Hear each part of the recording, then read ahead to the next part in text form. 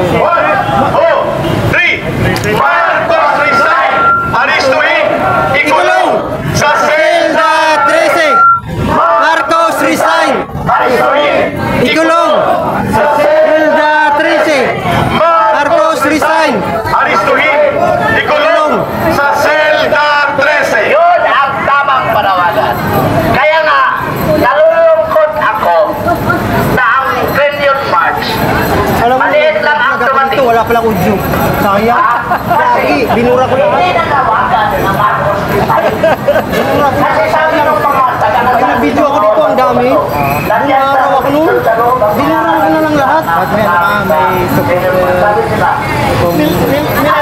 Pwede na wala tuloy. So, pinula mo lahat. May dapat nag-ano ka sana, nag-voice over. Kahit pa, di ba? Ito na, ito na. Dapat ang manawagan natin, Marcos, ikulong na yan. Sayang. Marcos, ikulong na yan! Marcos, ikulong na yan! Marcos, ikulong na yan! Marcos, ikulong na yan! Trillion March 3.0 at sa INC na mas up nila sa Luneta sa ganito.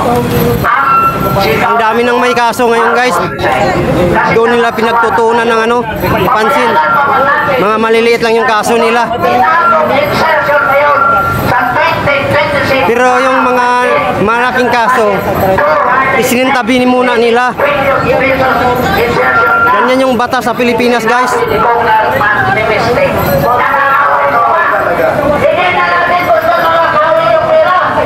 Kasi, alam mo, pag sinabi ni Bongbong Marcos, sinabi niya sa Cebu, wala nang baha sa 2026. Nagagalit ang Panginoon doon, babae na makawalan, binahan na naman.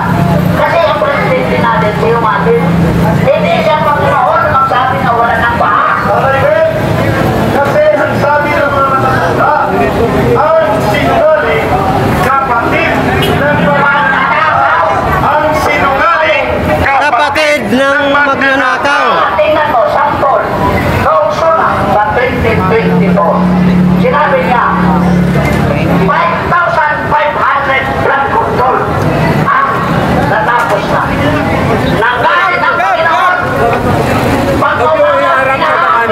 Sulok nyo. Paalisin mo yung mga tao dyan, no? So, ibig sabihin, Sulok nyo. bawat salita niya na wala nang ba, bababalik sa Panginoon. Kaya nga, salot siya ng bayan natin. Kaya inawin ko yung Marcos. O magis ka na dyan. Marcos, di ka kailangan. Marcos, salot ka ng bayan. Marcos, Marcos, o magis ka na dyan. Ang Marcos, di ka kailangan. Marcos, salot ka ng bayan. Ayos na! Very good!